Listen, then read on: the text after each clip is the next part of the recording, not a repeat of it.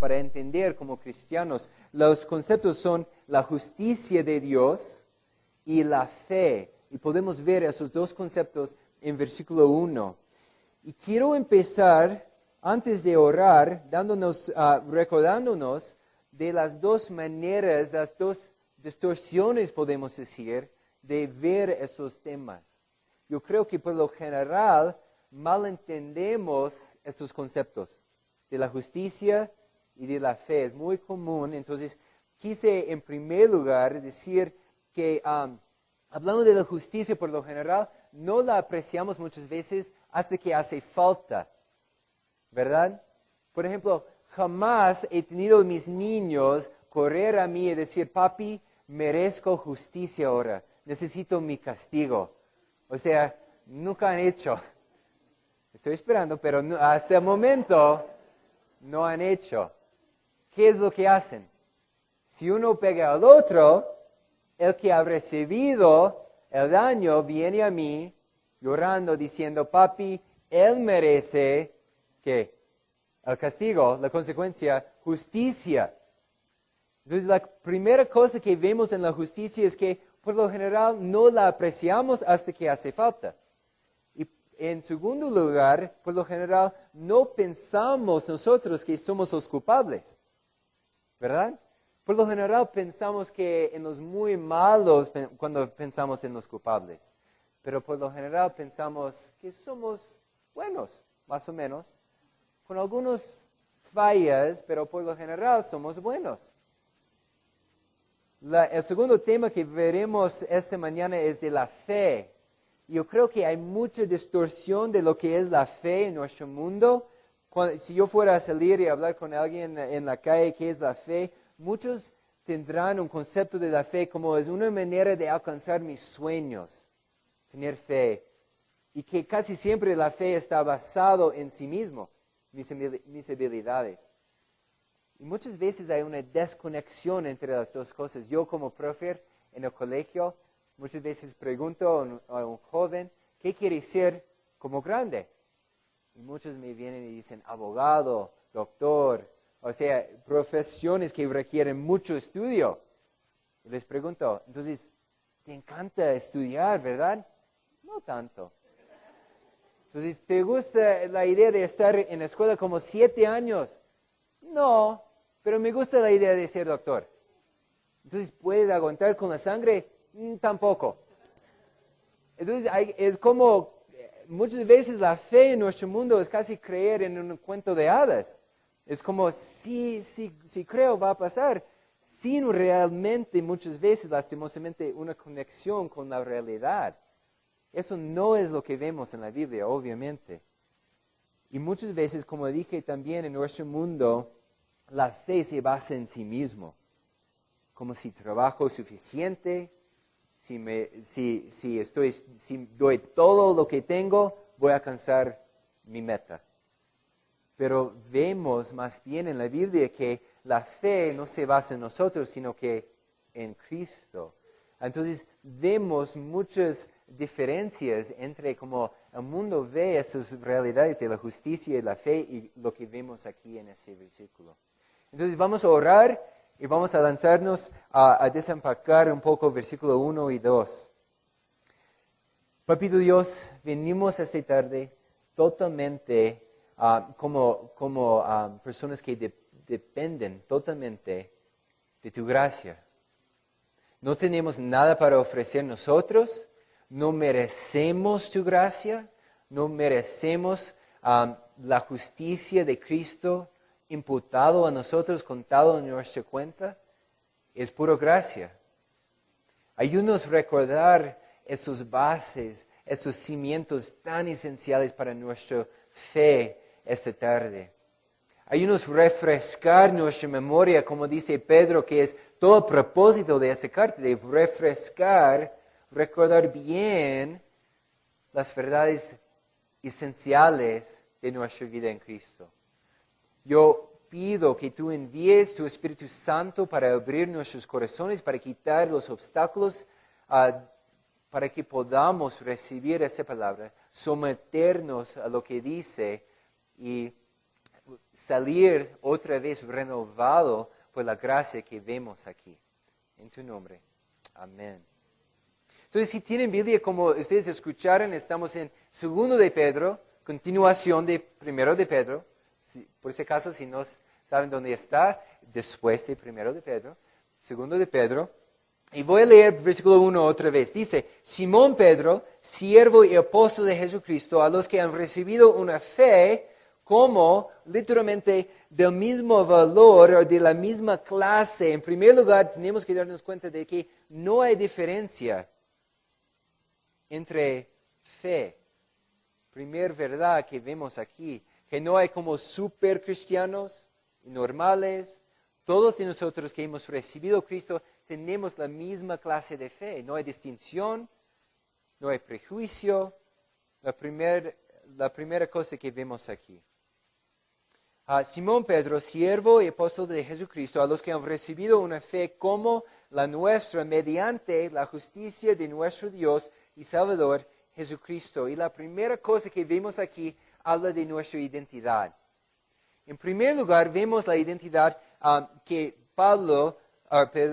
Pedro le da a sí mismo. ¿Qué dice? ¿Cómo describe a él mismo aquí, en la primera línea aquí? Siervo y apóstol. Entonces, esta es una de las muchas paradojas, en verdad, que vemos en la Biblia. No parece como debería estar juntos, siervo y apóstol. Uno habla de una posición de bastante humildad, siervo, y uno, apóstol, habla de una posición de honor con bastante responsabilidad. Y en verdad, esta palabra siervo viene de la palabra doulos en griego. No sé si han escuchado esta palabra doulos en griego. Literalmente es la palabra esclavo. No solamente siervo, es esclavo de Cristo. Y casi siempre en los contextos de esta palabra esclavo en la Biblia, habla también de un esclavo por su propia voluntad. O sea, es decir, que ha ganado su libertad, ha trabajado suficientes años para ganar su libertad y podría salir, pero ha regresado a su amo para decir, no quiero salir. Quiero permanecer como esclavo en su casa. Y Pedro nombra a sí mismo esclavo. Que pausemos un momento para pensar de las implicaciones de esta idea de ser esclavo de Cristo. Les quiero leer Mateo 15, 24, creo que está en la pantalla. Mateo 15, 24 dice, Jesús está hablando, el discípulo no es superior a su maestro, ni el siervo esclavo superior a su amo. Basta con que el discípulo sea como su maestro y el siervo esclavo como su amo. Es decir, hermano, si eres cristiano, si eres creyente, eres esclavo. Tal como Pedro. No hay como niveles. No podemos decir, a ver, los líderes son esclavos, pero yo no. Todos somos iguales en eso. Pero a la vez es importantísimo que anotemos también que esta palabra esclavo está conectado, ligado con ser apóstol. Y apóstol en la Biblia significa el delegado o embajador oficial del rey o gobierno, en este caso del rey de reyes, la responsabilidad más alta que había. Y tengo que aclarar, en nuestro momento, hoy en día, en nuestra realidad, no hay apóstoles. Entonces, ten cuidado si alguien se acerca para decir, soy apóstol Noé. No. ¿Por qué? Porque cuando vamos como embajadores a este mundo, no tenemos ese nivel de autoridad.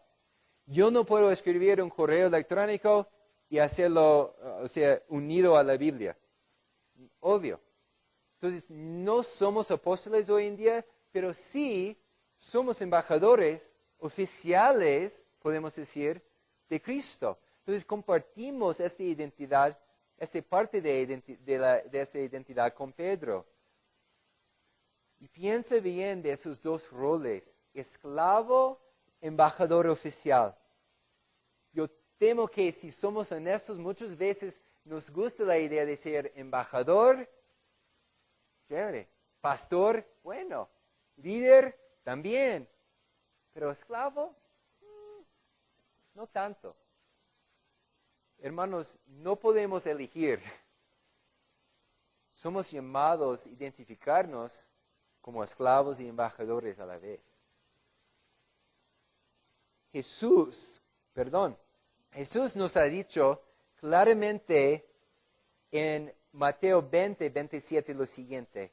El que quiera ser el primero debería ser esclavo, doulos, esta misma palabra, de los demás. Y vemos el ejemplo más alto que podemos imaginar en Cristo mismo. Cuando Él describe su papel como para servir a los demás en el siguiente versículo de Mateo 20, 28, que dice, así como el Hijo del Hombre, Rey de Reyes, Dios del universo, Cristo, no vino para que le sirvan, sino para servir y para dar su vida en rescate por muchos. Hermanos, escúchenme bien. Si es verdad que la raíz de la mayoría de nuestros pecados es el orgullo y la vanagloria, es también la verdad que el antídoto es la humildad que encontramos en ser esclavo de Cristo. Nos ayuda a poner las cosas en orden, en la perspectiva correcta. Y hermano cristiano, si estás aquí esta tarde, tienes que ver una balanza entre las dos partes de esta identidad. El Evangelio nos pone a la vez en un lugar más humilde que podamos imaginar, de no poder contribuir para nada a nuestra salvación.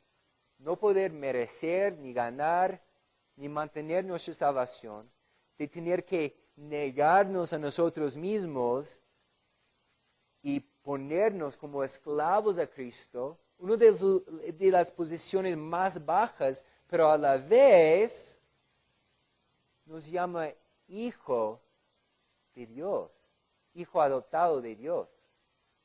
Nos envía como embajadores de Cristo, delegados oficiales de parte de Cristo. Hay una balanza increíble aquí. En el Evangelio vemos humildad y valor a la vez. Somos esclavos y a la vez embajadores. Yo creo que es muy importante ver que Pedro empezó esta carta recordándonos de nuestra identidad y su identidad también. Entonces vamos a la siguiente parte. Vemos estos dos conceptos, como dije en el principio, de la justicia de Cristo, que es en verdad regalado a nosotros, contado como la nuestra, y también la fe que hemos recibido. Vamos a ver esas dos realidades, pero quiero que ustedes tengan en mente de que esas realidades, esos principios, sirven como para empujarnos el resto del capítulo, que habla de una vida de santidad. Solamente podemos querer vivir una vida de obediencia si recordamos lo que somos en Cristo. Entonces es esencial que tengamos este cimiento bien firme antes de ir a la siguiente semana a la parte que habla de nuestra santidad. Vemos esta frase en versículo 1. Dice, la justicia de nuestro Dios y Salvador. La justicia de nuestro Dios y Salvador. Entonces, vienen dos preguntas con esta realidad. En términos generales, ¿qué quiere decir la justicia de Dios? En términos específicos, ¿qué quiere decir específicamente la justicia de nuestro Dios y Salvador? Porque veremos dos cosas un poco distintas en esas dos realidades. Entonces, empezamos hablando de la realidad general de la justicia de Dios. En verdad, he puesto aquí una nota, este es resumen, no es doble prédica, entonces voy a darles solamente un resumen aquí. Si ustedes tienen Biblia, quiero que busquen Efesios 2, 1 a 3 y también Romanos 3. Quiero mostrarles solamente dos pasajes que hablan de la justicia en términos generales, la justicia de Dios, Efesios 2, Romanos 3, y son fuertes. Efesios 2, 3. Quiero leer el último versículo y después regresar a los primeros dos. Dice, como los demás éramos por naturaleza objeto de la ira de Dios, la primera cosa que vemos en la justicia de Dios es que somos culpables. Cada uno de nosotros. Y si dices, ¿por qué? Vemos en versículo 1. Dice que somos muertos en nuestras transgresiones y pecados. ¿Por qué? Versículo 2. Porque andábamos voluntariamente conforme a los poderes de este mundo. Y versículo 3 dice aún más, vivíamos como ellos impulsados por nuestros deseos pecaminosos. Hermanos, cuando vemos en términos generales la justicia de Dios, es una mala noticia porque dice que somos todos culpables. Y solo para dar un poco más sentido al versículo 3, cuando dice impulsados por nuestros deseos pecaminosos, ¿saben lo que significa esta idea de estar impulsados por nuestros deseos pecaminosos? Literalmente es la idea de estar gobernado como por instinto. Nos fuimos ayer, de hecho ayer, al zoológico. Fue súper chévere. Vimos un león, el león grandotote ahí. Y me hizo pensar, si yo fuera a echar un pedazo de carne a él, ¿qué haría? Pensaría, a ver, ¿cómo es el término de esta carne? No, la comería sin pensar, porque es su instinto. Tomando esta idea, tenemos que darnos cuenta de lo que dice el versículo 3, que nosotros, todos por naturaleza pecaminosa, estamos impulsados hacia el pecado. Y es por eso que dice el versículo 3, éramos por naturaleza objeto de la ira de Dios. Es fuerte.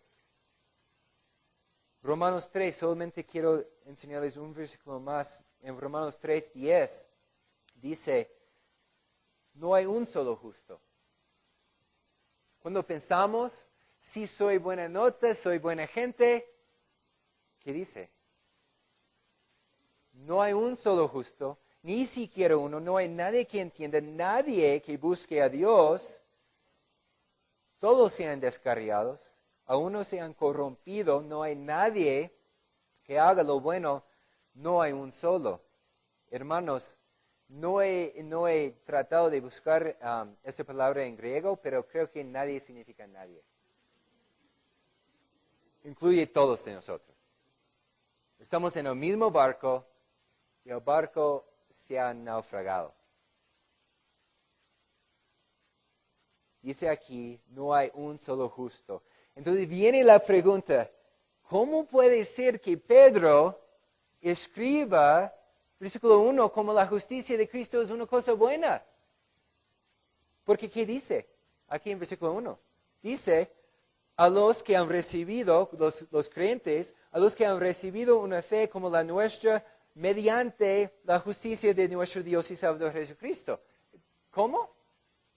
Porque hasta el momento hemos visto la justicia de Dios que más que todo nos declara culpable. Sentencia de muerte. El pago del pecado es la muerte. Entonces, tenemos que pausar un momento aquí y ver, versículo 1, ¿cómo puede ser que Pedro ve la justicia de Cristo como algo increíble, como una bendición?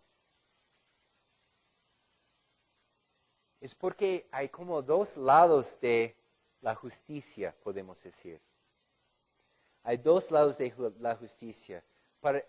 Si no hemos recibido Cristo, si no somos salvos, la justicia de Dios solamente es mala noticia. Pero del otro lado, si somos salvos, la justicia de Cristo es como gracia sobre gracia. Es gracia que sobreabunda. Es algo que casi no podemos comprender. Y en esto toca entender 3 realidades, están en el boletín creo, 3 realidades que tienen que ver con la justicia que tenemos en Cristo. Y cada uno de esos va de bien en mejor. Es como más increíble cada uno de esos. Solo tengo tiempo para darles un resumen breve de estos conceptos. Si están en el instituto, en curso E, hemos estudiado algunos de estos conceptos en el mes pasado y les animo a revisar los videos en línea. Pero la primera cosa de la justicia de Cristo se llama expiación. No tenemos que tener temor de los términos teológicos. Expiación significa nomás un pago que sirve para compensar por un daño o un delito. Si voy en mi auto y choco contigo, ¿qué tengo que hacer? Pagar. Sí. Es normal y tiene que ver con B, trae reconciliación. Si yo fuera a chocar fuerte con tu carro, destruirlo totalmente, es decir, ¿cómo somos amigos? No voy a pagar. ¿Cómo estaría nuestra relación? Mal, ¿verdad? Lo que necesitamos es reconciliación y este pago sirve para traer reconciliación. Y en Cristo y su perfecto pago, también anula totalmente culpabilidad para nosotros. La segunda, propiciación. Habla de un cambio de disposición. En vez de estar en contra de nosotros, su justa ira, ahora Dios está a favor de nosotros. En vez de llamarnos enemigos, nos llama hijo. Es un cambio totalmente de disposición y vemos en un concepto que se llama propiciación, cambio de disposición. Y ahora viene la pregunta, ¿cómo puede cambiar su manera de vernos? ¿Cómo Dios puede cambiar su actitud hacia nosotros? En vez de tener ira, tener amor. Encontramos esto en la tercera realidad que se llama imputación. Imputación. La imputación nos explica cómo Dios puede cambiar su disposición, porque es perfectamente justo. No puede decir nomás, bueno, voy a pasar por alto este pecado. No, tiene que haber pago.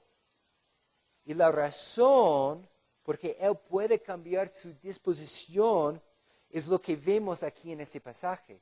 Según la justicia de Cristo. Para el creyente, la justicia de Cristo cambia la justicia de Dios para estar a favor de nosotros. Si no hemos recibido a Cristo, no es buena noticia.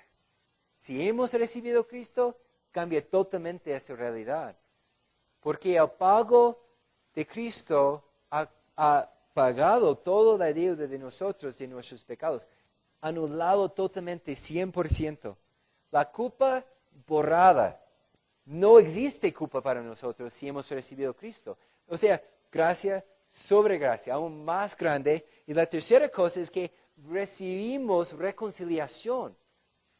Porque tenemos que recordar que cada vez que pecamos, cuando éramos gobernados por nuestros pecados antes de Cristo, nuestro pecado era una especie de rebelión. Tratar de tumbarle a Dios de su trono y ¿qué? Subirnos a nosotros, nuestros deseos. Pero ahora hay reconciliación. No somos enemigos, somos hijos. Y más bien lo que vemos aquí en la justicia de Cristo es una gracia sobre gracia. Porque la justicia de Cristo, su vida perfecta, está contado a nuestra cuenta. Imagínate. No solamente es que está anulado nuestra culpabilidad, estamos contados revestidos, dice la palabra, con la justicia misma de Cristo y su perfección. Hermanos, si estás aquí esta tarde y has luchado mucho con un sentido de culpa, de vergüenza, de que no eres aceptable ante de Cristo, que has hecho demasiados pecados, tienes que ver que ahora cuando Dios te ve como cubierto con la justicia de Cristo. Les quiero mostrar un versículo en Isaías 61:10. Es increíble pensar de la grandeza de esta gracia. Me deleito mucho en el Señor, me regocijo en mi Dios. ¿Por qué? ¿Qué dice? ¿Por qué? Él me vistió con ropas de salvación. ¿Ven esta imagen? Revestido con ropas de salvación. Me cubrió con el manto de la justicia. O sea, su justicia contado a mí.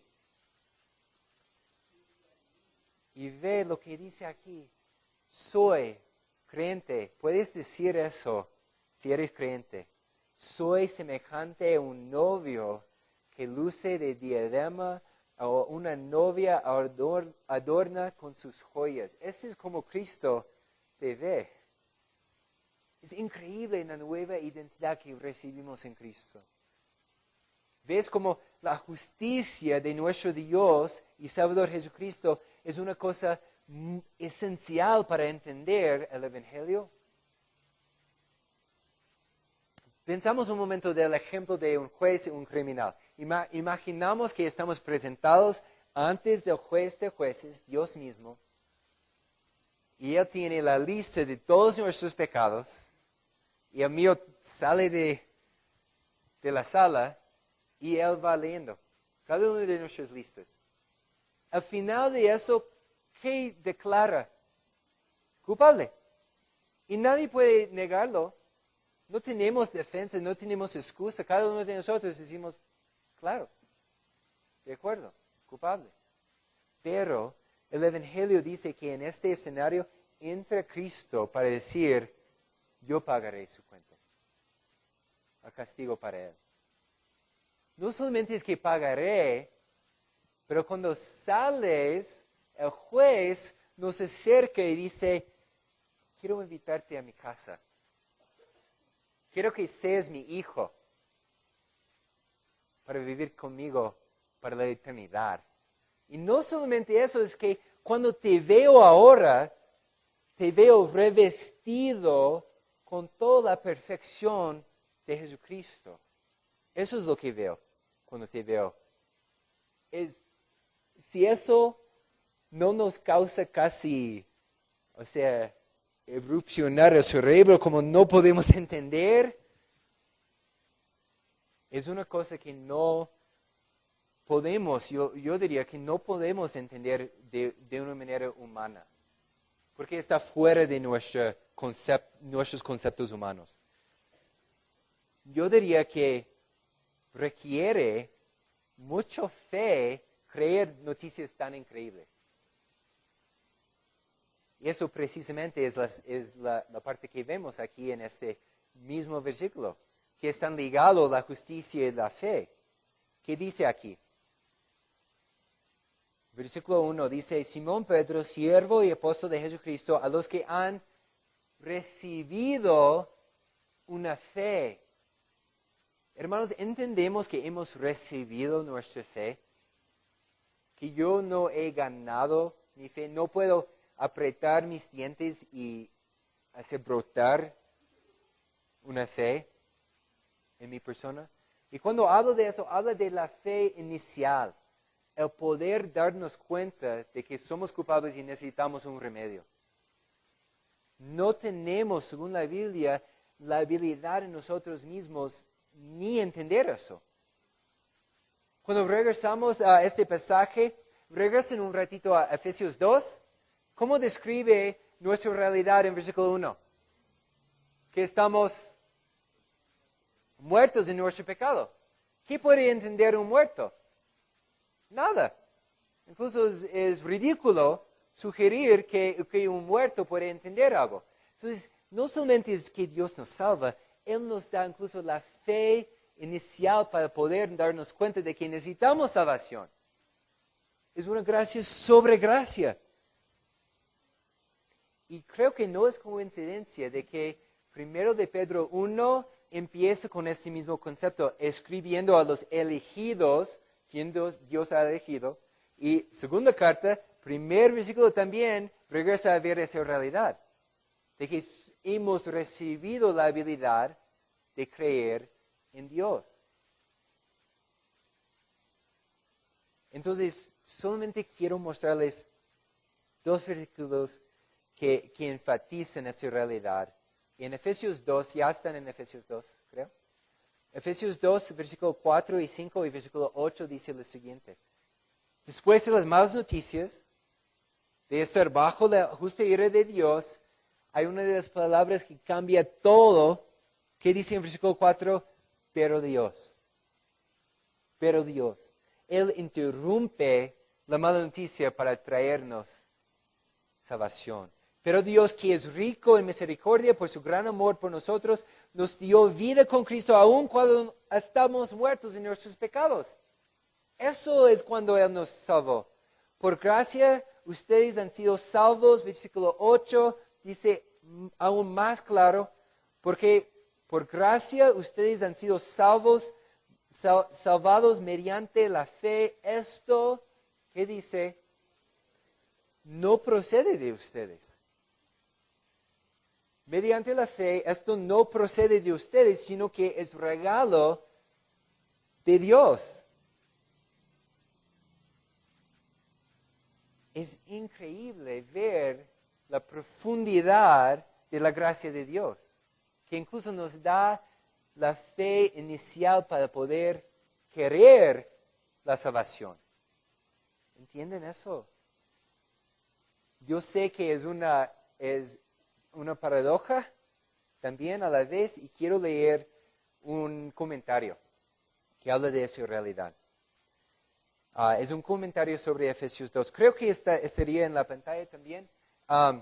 Primeramente, la fe viene de Dios, es decir, la habilidad de creer viene de Dios, pero segundo, tenemos una responsabilidad de poner esta fe en práctica. Podemos verlo de esta manera. Tal como vemos en la imagen de un muerto de Efesios 2, un cadáver no puede hacer nada para resucitarse a sí mismo. Entonces la fe iniciativa viene de Dios como ese primer respiro divino de Dios. Escúchalo bien. Uno puede decir que la fe que sí ejercitamos nosotros es simplemente respirando el aliento que la gracia de Dios ha suplido. ¿Entienden esta imagen? Cuando alguien te presentó el Evangelio, tal vez hace años, tal vez hace poco, cuando escuchaste esta noticia, si eres creyente ahora, es que Dios, en su misericordia, empezó a soplar el deseo de querer eso. Es una gracia desde el principio. Y ahora, en esta paradoja, vemos dos realidades. Dios es soberano, Él llama, Él elige, Él incluso nos da la habilidad de querer una fe, pero a la vez cada ser humano sí es responsable en su decisión rechazarle a Dios. ¿Entienden la paradoja? Queremos una respuesta fácil. ¿Es Dios que elige o el hombre no tiene responsabilidad? Pero vemos en la Biblia que existen las dos realidades. Que Dios sí elige, pero a la vez existe la responsabilidad humana. Y queremos uno al otro. Y decimos, Dios, ¿cómo puede ser los dos? De hecho, Pablo lo pone, esta misma pregunta en Romanos 9:19, que dice, pero tú me dirías, entonces, ¿por qué todavía nos echa la culpa Dios? ¿Quién puede oponerse a su voluntad? Y vemos la respuesta aquí que no nos va a gustar. ¿Qué dice? Respondo, ¿quién eres tú para pedirle cuentas a Dios? Hermanos, hay algunas cosas en la Biblia, bueno, hay varias cosas en la Biblia que no podemos entender totalmente. Y está bien preguntar y buscar respuestas en la Biblia, es nuestra responsabilidad buscar, pero algunos tenemos que ver la respuesta de que, ¿quién eres tú? Para pedirle cuentas a Dios. ¿Acaso le diría la olla de barro al que la modelo? ¿Por qué me hiciste así? Hermano cristiano, no encontramos una respuesta súper fácil a esta pregunta en la Biblia. Dios nos dice, ambos existen. Dios dice, soy soberano y a la vez los seres humanos tienen una responsabilidad. Los dos existen. Y les recuerden, ¿qué es una paradoja? Una paradoja es una aparente contradicción que en última instancia no es contradicción. Precisamente vemos eso en esa realidad de que hemos recibido una fe. Pero si estás como yo, tal vez en ese momento estás pensando, ¿y qué, Noé? ¿Qué hago con esta realidad? ¿Qué hago en mi vida cotidiana con esta realidad tan compleja entender? En primer lugar, quiero recordarles de una verdad fundamental y a la vez media obvia que muchas veces olvidamos. No somos Dios. No somos Dios. No tenemos la capacidad de entender todas esas cosas. Cuando Dios habló a Moisés, dijo que tú no podrás entender todo lo que tengo en mi mente. No tenemos lugar para juzgarle a Dios. Sí podemos preguntarle, podemos preguntar cómo es, no entiendo, pero no podemos cruzar la línea para juzgarle a Dios.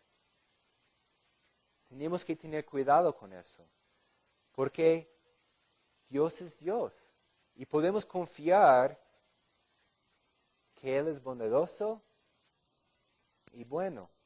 Entonces, ¿qué hacemos con esa realidad? Eso es lo que decimos en términos prácticos. Vamos predicando la maravilla de esa gracia, de esa noticia de salvación, de esa gracia sobre gracia, esperando y confiando de que tal vez por mi proclamación, por mi anuncio de esta buena noticia, Dios puede empezar a soplar esta fe inicial en el corazón de la persona que me escuchó.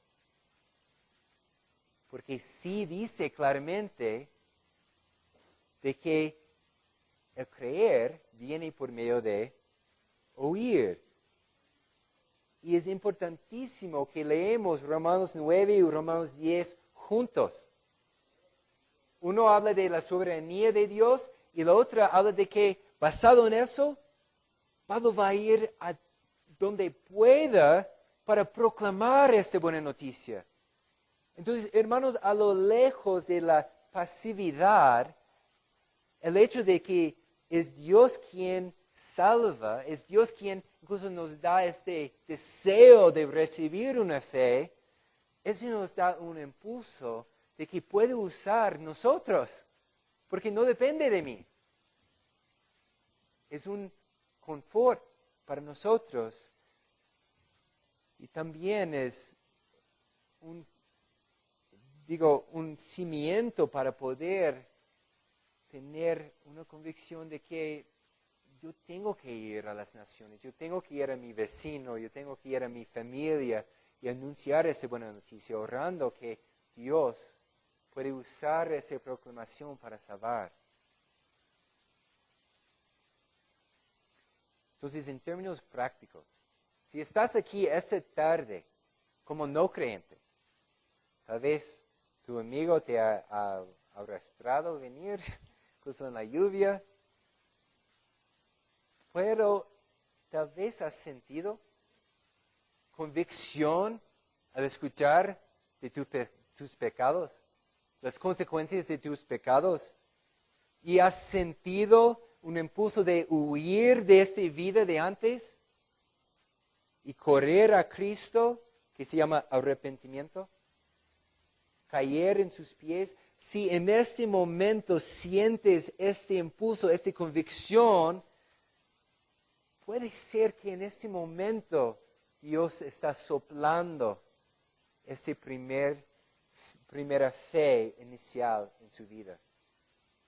Entonces, ¿cómo oro que recibes a Cristo? Ese mismo día. Porque la gracia no es teoría. No estamos hablando de términos académicos que podemos estudiar, hacer notas y poner en la repisa en nuestra biblioteca y ya, chévere. No. Estamos hablando de vida y muerte. Estamos hablando de la única respuesta para nuestra necesidad. ¿Quién es Cristo? Entonces digo, si estás aquí esta tarde como no creyente, arrepiéntete y cree. Ese siempre es el primer paso. Y creyente, hermanos, como dije, a lo lejos de dar un sentido de pasividad, la realidad de que Dios es quien respira en nosotros por su gracia, el primer aliento de fe, esta realidad nos da un cimiento firme. ¿Por qué?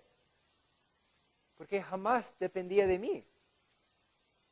Gracias a Dios, que no dependía de mí. Y esta nos da como resultado una paz que sobrepasa entendimiento. Cuando encontramos esta realidad de que Dios me ha salvado, me ha resucitado como muerto espiritual, me da una paz que no depende de mí. Y eso precisamente es lo que vemos en versículo 2. ¿Qué dice el versículo 2? ¿Qué es el resultado de lo que hemos visto en versículo 1? ¿Qué dice? Gracia y paz os sean multiplicados.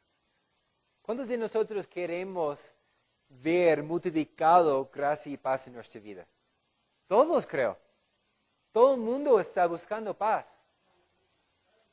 Y la Biblia nos dice aquí claramente cómo podemos recibir una paz real. Gracia y paz os sean multiplicados en el conocimiento de Dios y Jesús nuestro Señor. Y paso un momento aquí. Porque esa es la parte que tendemos a pasar por alto. ¿Cómo está multiplicado nuestra paz y gracia? ¿Qué dice? ¿Qué dice? Gracia y paz os sean multiplicados en el conocimiento de Dios y de Jesús nuestro Señor. O sea, es decir, solamente podemos descansar en la gracia que conocemos por medio de la palabra de Dios. No es algo de mi mente. Si yo imagino a Dios de otra manera y leo en la Biblia que es diferente, ¿cuál debería seguir? Lo que dice la Biblia. Porque si no, estoy creando a Dios según mi imagen. ¿Qué es crear un ídolo? Entonces tenemos que basar todo lo que sabemos de Dios, de nuestra salvación, en lo que podemos conocer por medio de su palabra. Toca estudiar. Por eso muchas veces no nos gusta esta parte, saltamos esta parte. No podemos realmente conocerle a Dios sin conocer su palabra. No podemos realmente conocer cómo somos nosotros sin la revelación de esa verdad de cómo somos nosotros que vemos en la Biblia. Cerramos con esa realidad, hermanos. Es el resultado natural de la salvación, de la gracia y la paz que nos sea multiplicados en nuestra vida. Que regresamos a ver las realidades que hemos visto en ese primer versículo. Tenemos un cimiento firme en primer lugar. ¿Por qué? Dios ha cambiado totalmente nuestra identidad. En vez de ser enemigos, somos hijos. En vez de ser esclavos de pecado, somos ahora esclavos por amor a Cristo, a Dios. En vez de ser rebeldes, somos embajadores enviados con el mensaje de Cristo. La responsabilidad más alta que existe. Que regresamos a ver que Cristo nos ha dado perdón, reconciliación y más que todo lo que vemos aquí, nos ha revestido con su justicia. Que ahora Dios mismo nos ve como con la ropa, los actos, la perfección de su Hijo perfecto, Jesucristo. Es una gracia sobre gracia. Y eso es lo que vemos aquí. Que estaría multiplicado la gracia en nuestra vida. Lo más que estudiamos esas realidades, lo más que abrimos nuestras Biblias y decimos, Dios, yo necesito entender más de ti hoy. No es suficiente lo que aprendí ayer, tengo que meterme a esta palabra, someterme a esta palabra. Es la manera de multiplicar en nuestra vida la gracia y la paz que recibimos en Cristo. Hermanos, esta es la buena noticia que anunciamos. Y les quiero decir que este es todo el propósito de esta carta de Pedro. Dice que su propósito es refrescar nuestra memoria de las realidades que encontramos en Cristo. Escribió toda la carta para recordarnos. Y creo, ojalá eso es lo que ella haya estado haciendo esta tarde, también recordándoles de un cimiento tan firme que tenemos en Cristo. Y al recordar esa realidad, debería traernos otra vez gozo y paz. Oremos. Papito Dios, venimos otra vez esta tarde, de alguna manera abrumados por tu gracia. Una gracia que no podemos entender según nuestra mente, según nuestras habilidades, pero es una gracia que desborda las realidades que entendemos en nuestro mundo y sobrepasa todo lo que podemos imaginar. Ayúdanos a ser una gente, una iglesia que está captado por la belleza, la grandeza de esta palabra, de esta realidad tan increíble, tu buena noticia. Ayúdanos a ser una gente que salga de aquí, de estas cuatro paredes y entre en nuestro mundo, en nuestro trabajo, en nuestro barrio, en nuestra familia, con esta noticia para proclamar. Confiando que tú puedes usar herramientas tan débiles como nosotros para llevar esta noticia a las personas que necesitan escuchar. Ayúdanos a confiar que tú puedes salvar a todos. Ayúdanos a tener un anhelo de refrescar nuestras memorias de esas realidades todo el tiempo. En tu nombre. Amén.